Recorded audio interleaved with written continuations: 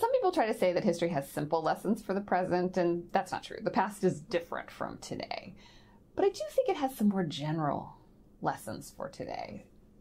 In some ways, we can't really understand what's going on now without knowing where we've been. And the example of Spanish involvement and native power in the 16th century is really important to know about why today is different and in some ways similar. Some of those issues still remain. Also, I think that the great lesson of history we learn right here in Juan Pardo's expedition, which is humility, that going into a new place and thinking you can change it is usually what gets you in trouble.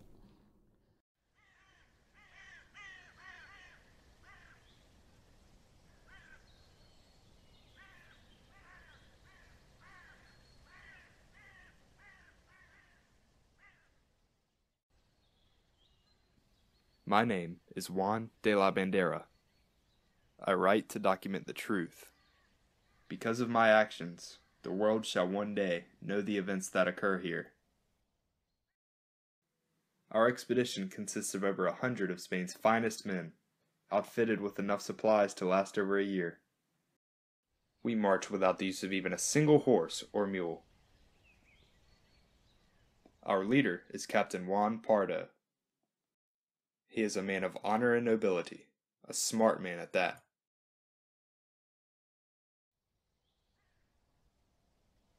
We now rest at a place they call Jordan.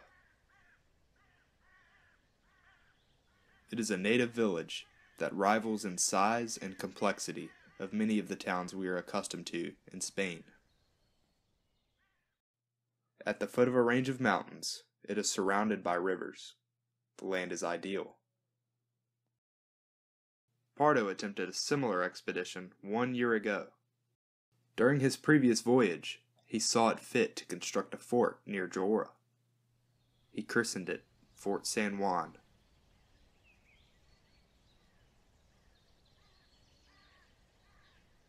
The natives here pose familiar issues. In order to establish a trail to Mexico, the natives along the way must be our friends.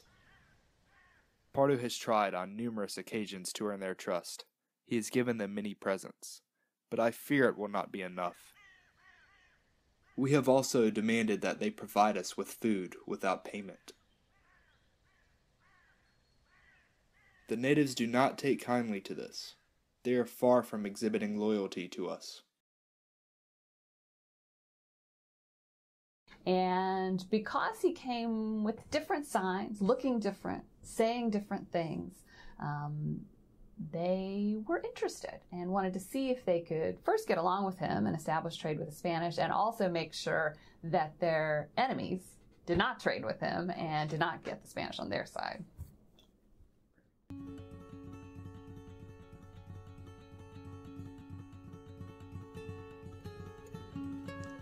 I fear we are in peril. A native man has informed Pardo that there awaits an ambush for us further down the road at a village called Cusa. Some of the natives who have been accompanying us as guides and translators are accused of acting as spies for the hostile natives. I experience no shame in saying that I am frightened of this news and its implications for our glorious journey. How are we to claim the land when our own escorts conspire against us? I believe much of the current tension has been caused in large part due to the behavior of one of our own, Sergeant Hernando Moyano. During Pardo's first voyage, Moyano remained at Fort San Juan to maintain our influence. He and his soldiers helped the chief of Jordan to slaughter nearly 1,000 of their rivals, the Chisca people of the north. And now, Pardo questions why it is that the natives that threaten to attack us are also from Chisca?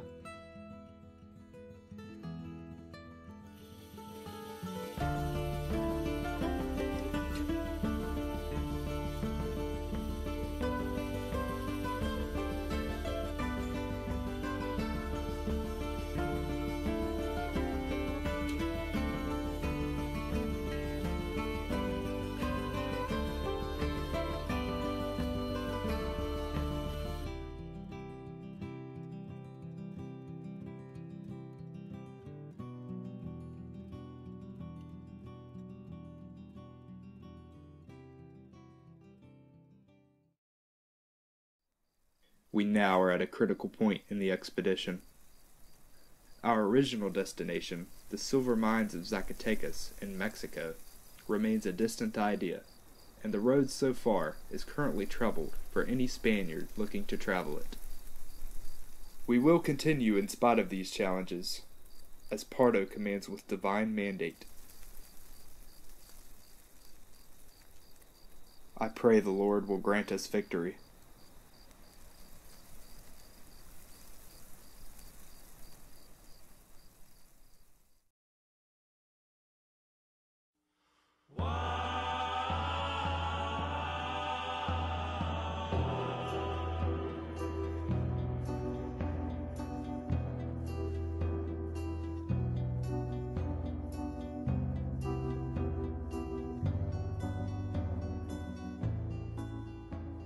Spain is a land of beauty and peace of the heart. My home is quaint and charming. I long for it.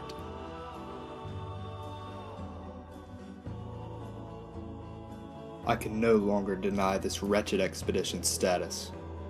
We will never reach Mexico, nor will we secure the route as Spanish territory. So many of the natives now resent us. And why shouldn't they?